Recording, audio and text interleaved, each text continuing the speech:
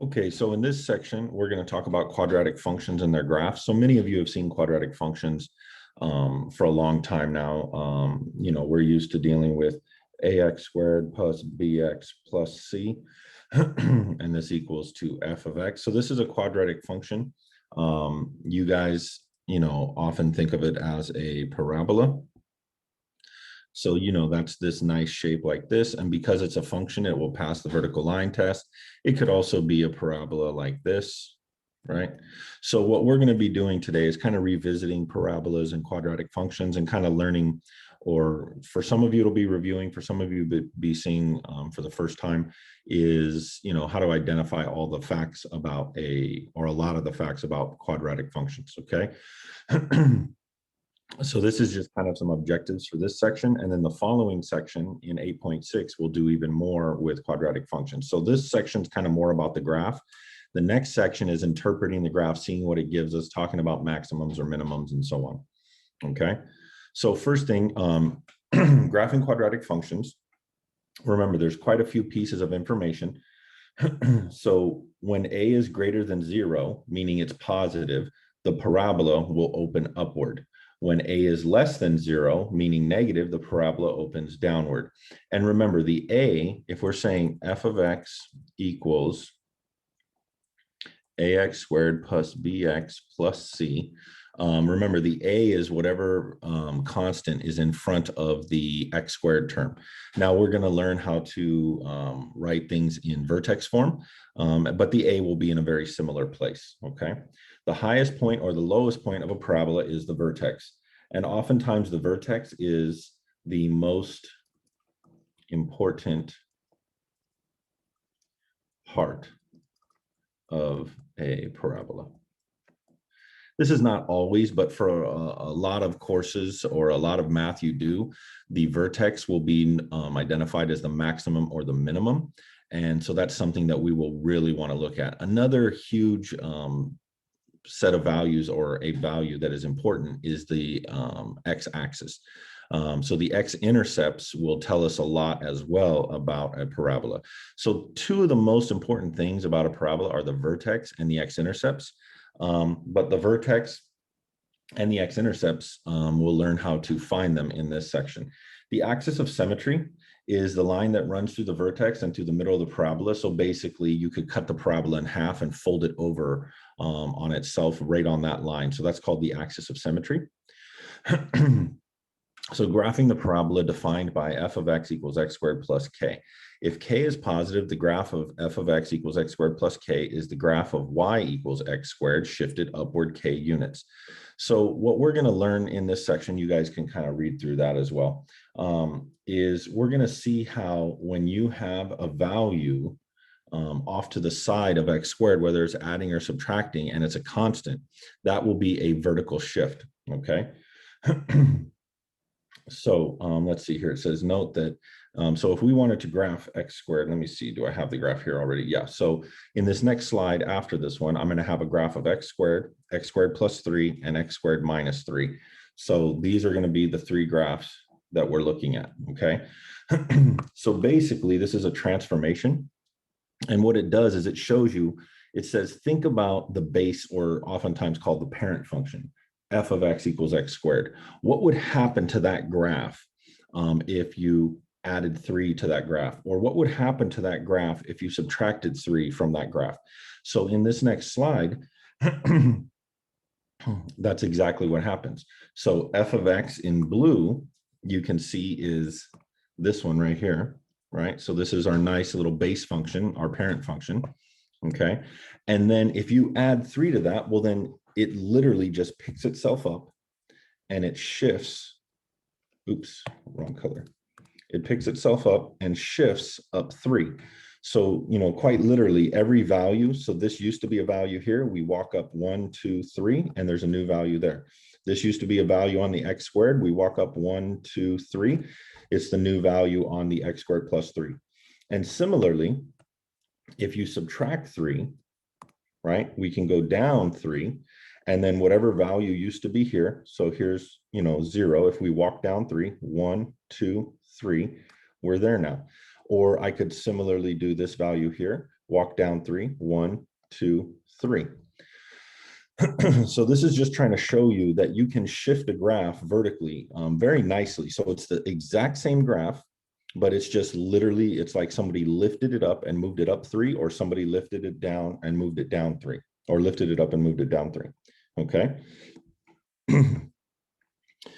If h is positive, the graph of f of x equals x minus h squared is the graph of y equals x squared shifted to the right h units. So now this is a horizontal shift. Okay. So when you have something that is inside the squared with the x, that would be a horizontal shift. And notice it's minus h. Okay, so what they're saying is it's shifted to the right h units. If it's, and the way I learned it is you always take the opposite sign of whatever is inside here. So it says if h is negative, the graph of f of x is shifted to the left h units. So if it's h is negative, we go left.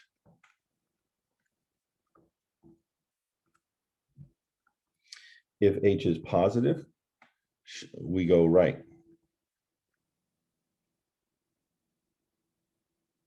Wait a minute. If h is positive. Okay, they're kind of, I don't like the way this is worded. I just realized that's a little confusing. So here's what I want you guys to think about. So if I come over here, and I say f of x equals x minus 2 quantity squared, okay? And I go to graph this. Okay, and I'm going to go 1, 2, 3, 1, 2, 3, 1, 2, 3, 1, 2, 3. Okay, so I'm going to draw the kind of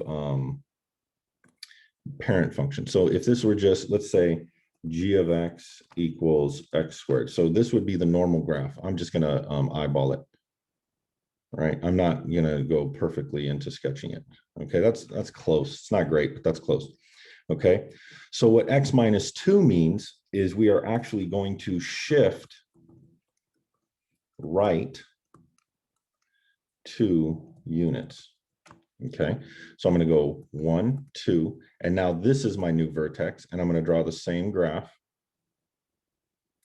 Okay, so and again, the drawing's not perfect. It's, human error. But again, I took the parent function x squared, and I shifted it to the right 2. Okay, now let's do it the other way. What if I have some g of x, or no, let's say h of x equals, let's do x plus 2 squared. Okay, so I'll do the same thing. You know what, I'll do it on the same graph.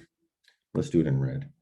H of x equals x plus 2 squared.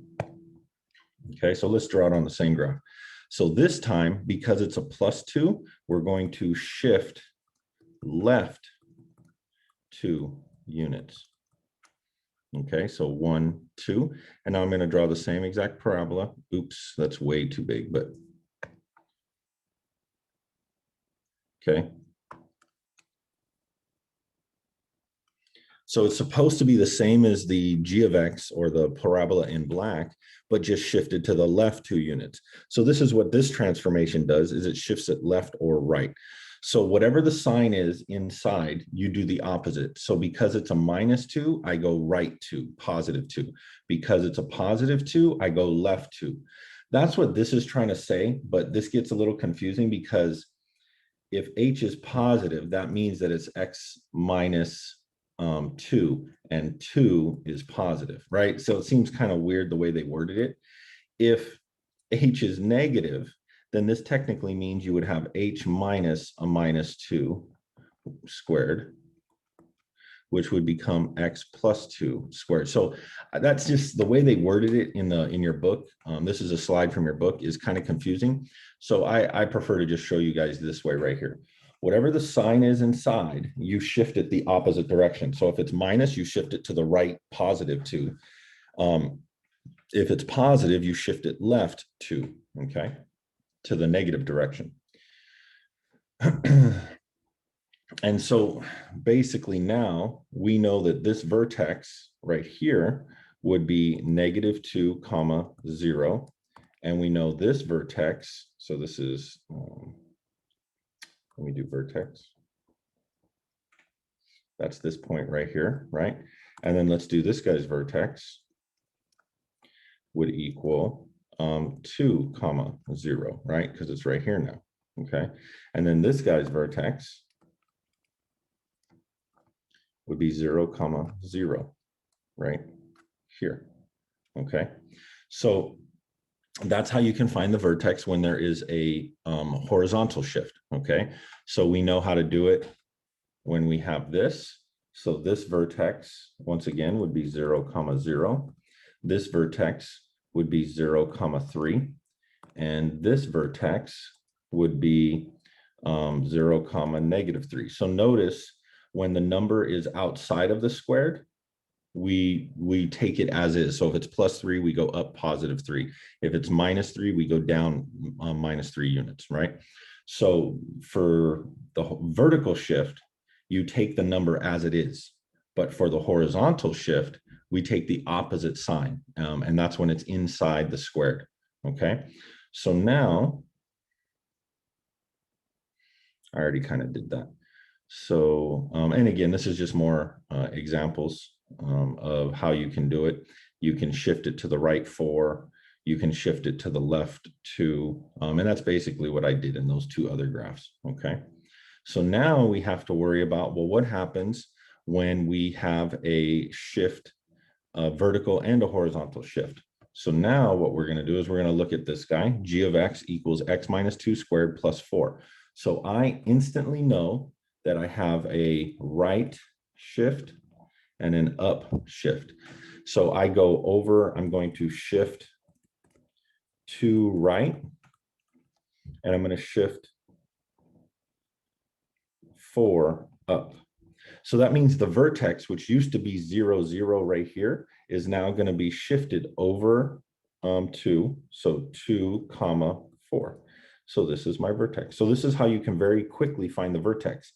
Is this, to me, this is, I always was taught this is called vertex form.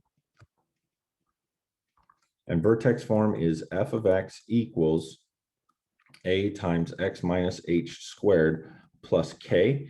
And the vertex can be very quickly found by just doing this, taking h comma k. So that's all I did. Here's my h, here's my k, and I just did 2, 4. Okay. And remember, if it was a +2, then we would take the opposite of it, which would be -2. Okay. So it's very nice if a problem is given to you in vertex form like this, it is very easy to find the vertex very quickly. Okay. So let's look at I'll do another example over here actually. Okay. So let's look at another example. So let's suppose that we have f of x equals negative, let's say x minus 1 squared plus 2. You know what? Let's do +1. Let's do +1 and -2. Let's do it like that. Okay, so I'm going to come over here. I'm going to draw my graph.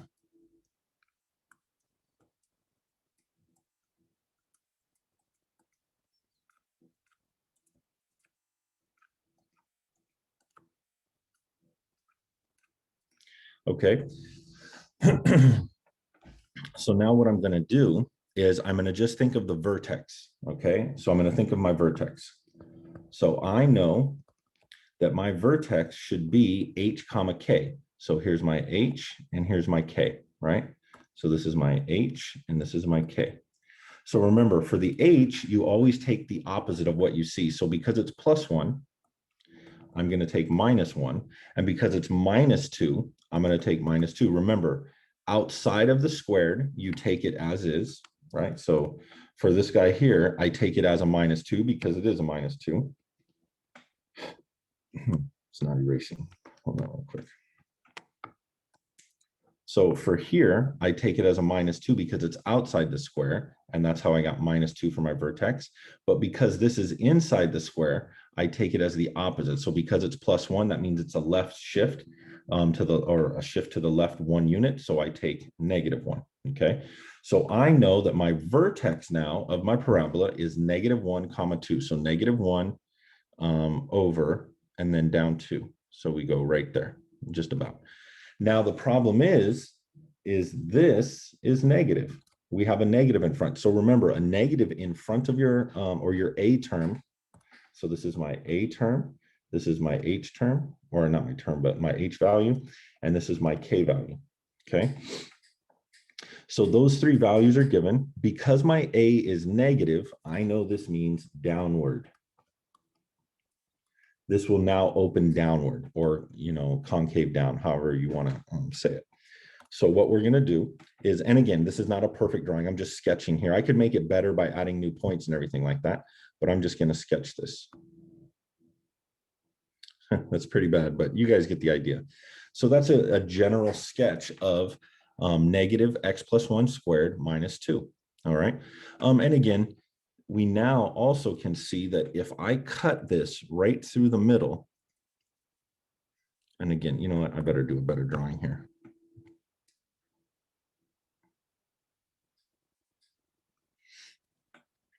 This line right through the middle is called my axis of symmetry. Okay, and the axis of symmetry is nice and easy to find because it's always the x coordinate of the vertex when you're dealing with vertical parabolas. So we know that the axis of symmetry equals the point. Oh, you know what? I'll write it like this. Axis of symmetry is the graph of x equals -1. So it's an actual line. You know what? I'll do it in red. Okay, so that's this guy right there. So the axis of symmetry isn't actually on the graph. It's not drawn. It's just, you know, you imagine that it's right there, that there's this line that cuts right through the parabola, right down the middle of the parabola that makes it symmetric on both sides. Okay, so that's how you can find the axis of symmetry. It always comes right from this point of the vertex, or this coordinate, -1. All right, so let's move on. Okay, so graphing a parabola defined by ax squared. So this is just telling you that if a is positive, oops, I'm sorry. If a is positive, the parabola opens upward. So I just talked to you about that. If a is negative, the parabola opens downward. So we just spoke about that right now in that problem. So there's another way, another determining factor for a parabola is if the absolute value of a is greater than 1, meaning an improper fraction, the graph of the parabola is narrower, okay, than the graph of x squared. And again, they're comparing it to the parent function. And then it says if the absolute value of a is less than 1, meaning a fraction like 1/3 or 2/5 or 15/16, the graph of the parabola is wider. So if a is less than 1, meaning a fraction less than 1, it is now a wider parabola than the parent function y equals x squared. Okay, so here you can see they took and they said, okay, let's graph x squared, and that's the red graph. But then they say, what if I were to put a 3 in front of x squared? Well, that would make it a much narrower graph, because look here, if the value of a is greater than 1, and in this case it's 3, we get this narrow graph right here. Okay, so it's the same graph, upward facing, still has the same vertex. However, it is now a narrower graph. Okay, and then same goes for h of x. If it's a 1/3, which is this situation here, that a is less than 1, meaning some fraction, then you get this much wider graph. Still the same, we still have the same vertex, we have the same axis of symmetry, but we now get a wider graph. Okay, so that's what changing the value of a does to the parent function x squared. Okay. So let's take a look at this last example. And remember, we're going to do more of parabolas in the next section as well, talking about how the vertex affects the maximum or minimum and how we can find x and y intercepts and another way to find the vertex. So graph f of x equals 2 times x plus 3 squared minus 4. Find the vertex, the axis of symmetry, and then fill in this table. So the first thing we're going to do is we're going to find the vertex. So we know the vertex, you know what, I'm going to write it over here. So the vertex equals, and I know that it's going to be 3 and -4. but because it's plus 3, I'm going to take negative 3. And because it's minus 4 on the outside, I take minus 4. So that's my vertex. And then I know my axis of symmetry is just x equals negative 3. It's the x coordinate, remember? So we have x equals negative 3 as the axis of symmetry, and we have the vertex. So we have a lot of information already. So I'm going to get ready to start drawing.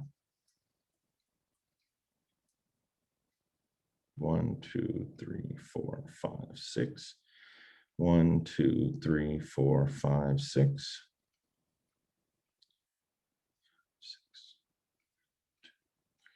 4, 5, 6. Okay.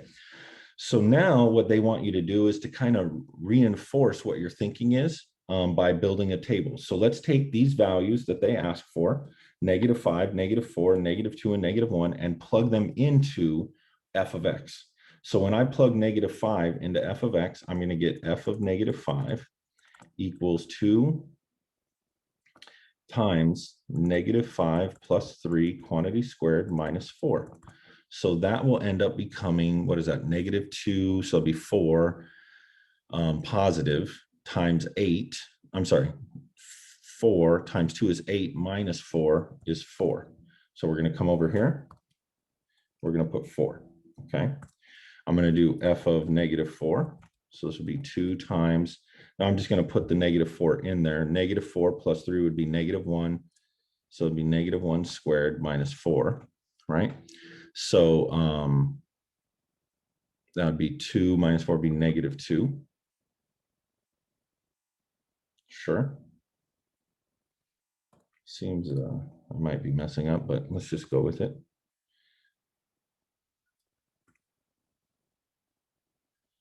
Okay, so now let's do f of -2. 2 times, I'll write it out so I don't make a silly mistake.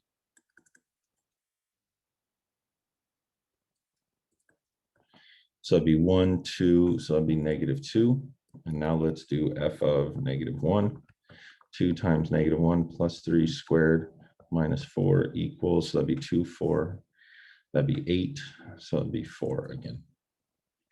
So we get 4, -2, 4. So I'm going to graph my vertex, which would be -3, -4. So -3, -4. So right about here somewhere, that's my vertex. We know it's upward facing. Okay, so we know it's upward facing. And I'm going to fill in some extra points. So I'm going to do -5 up 4. 1, 2, 3, 4.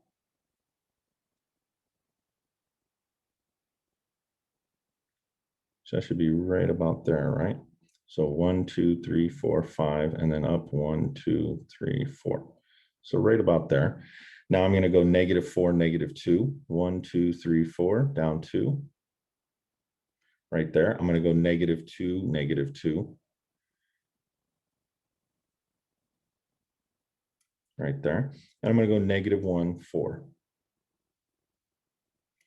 So now you can see if I add more points, I get a much nicer graph.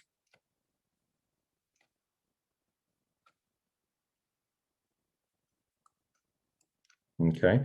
Now, and this graph, if you notice, is a little bit narrower, and that's because since A equals 2, we have a narrower graph. Okay. And then if we want, we could do our axis of symmetry. Right? So we know that this is x equals -3. Right? So we go 1, 2, 3, and right here. And remember, the axis of symmetry will always be the x coordinate of the vertex as long as you're dealing with vertical parabolas, up and down facing parabolas. So this is a pretty standard question, and we are able to draw a pretty decent parabola. There's still some more information. I'd like to find out what that point is, what that point is. I'd like to find out where it crosses the y-axis. So in the next section, we're going to talk about how to find these extra points, the x and y intercepts, work more with vertex, work more with the axis of symmetry, work more with maximum and minimum. So thanks for watching, you guys. That's going to do it for this video, and I will see you in the next class.